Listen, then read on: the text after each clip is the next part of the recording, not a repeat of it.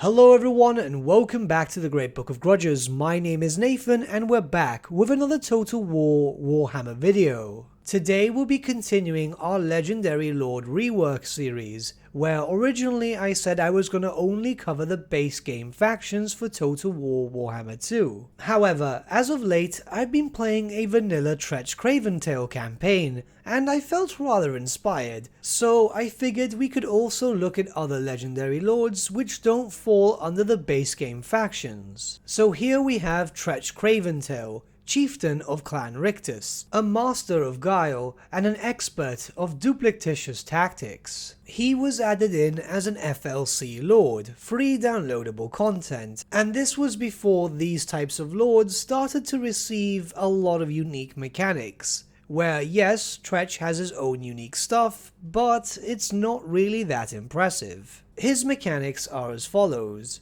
First, he can claim territories which are those of frozen climate. Second, he receives a public order bonus whenever he breaks a diplomatic treaty. All of his units in his armies then get a certain amount of buffs. They get 13 plus melee damage when they ambush an enemy army. They will also receive 13 plus melee damage after successfully retreating and being attacked once again. And finally, all the units within his personal army obtain the Vanguard special rule. Tretch's mechanics work rather well, but in all honesty it seems very basic. So I'd like to propose some changes which would make Tretch more of a legendary lord, and just some general mechanics which should flesh him out to be a bit more fun, rather than play the coward all the time. Especially since his main mechanic, that of gaining public order when a treaty is broken,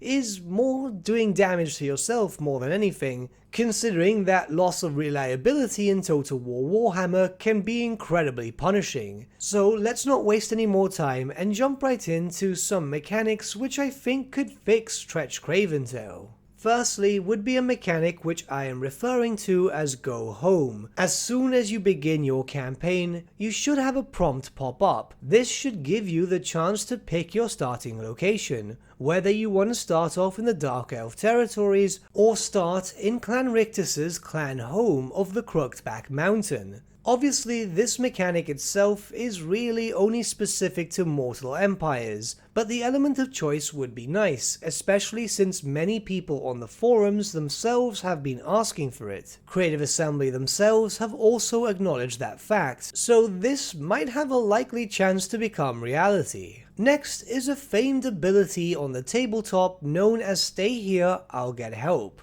Yes, we already have a Stay Here, I'll Get Help mechanic, but I think it could be done better. You see, on the tabletop, you had the chance to move Tretch from your unit to a completely different unit, something which you could use to your benefit in an effort to flank your enemy. Whereas in Total War, it serves more of a purpose to have Tretch escape on the battlefield.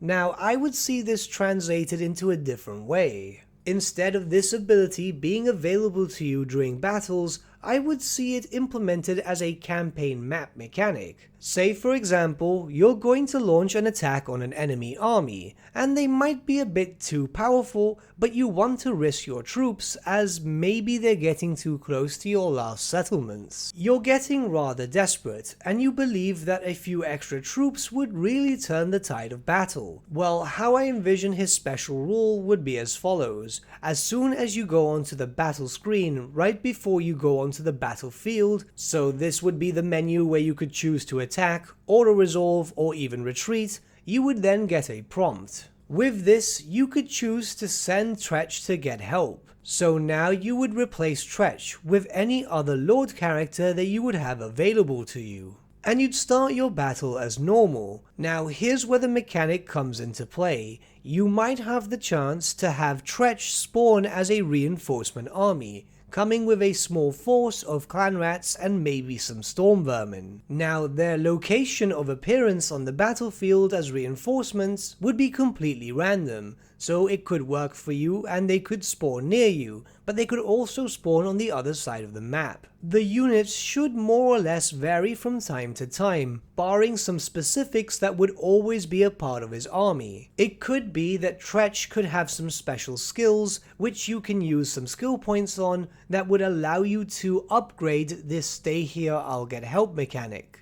Of course, this mechanic shouldn't always work. Instead, you should only have around a 40% chance of Tretch actually showing up with his forces. This could be represented as the fact that he has gone too far, escaped to avoid any damage, and so on, where he would then be represented as wounded for a number of turns before you can recruit him again. The low 40% chance of this mechanic actually working is because it shouldn't be a go-to thing, but rather if you're feeling kinda desperate and you might need some extra forces, you can take the risk if you want to. Next, all storm vermin specifically recruited by armies of Clan Rictus need to be given a buff. Maybe a minor reduction to upkeep whilst also having increased damage and armor. This is because Clan Rictus is known to be one of the best breeders for storm vermin, so it makes sense in faction lore that Clan Rictus should have an unusually large amount of storm vermin units available in their armies.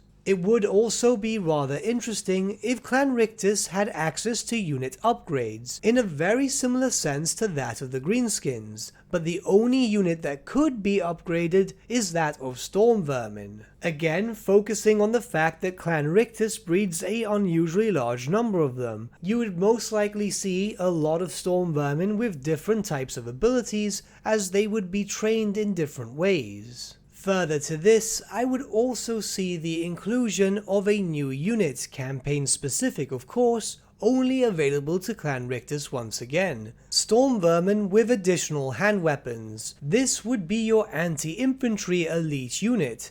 Of course, no such mini existed on the tabletop, but it would make sense for Clan Rictus to train its Storm Vermin to have a multitude of different weapons. We already have sword and board and those with halberds.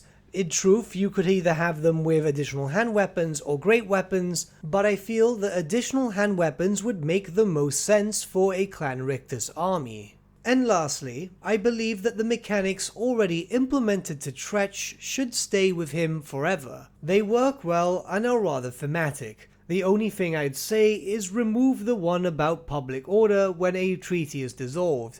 It only serves to destroy your reliability, and that could basically destroy your game, as explained before.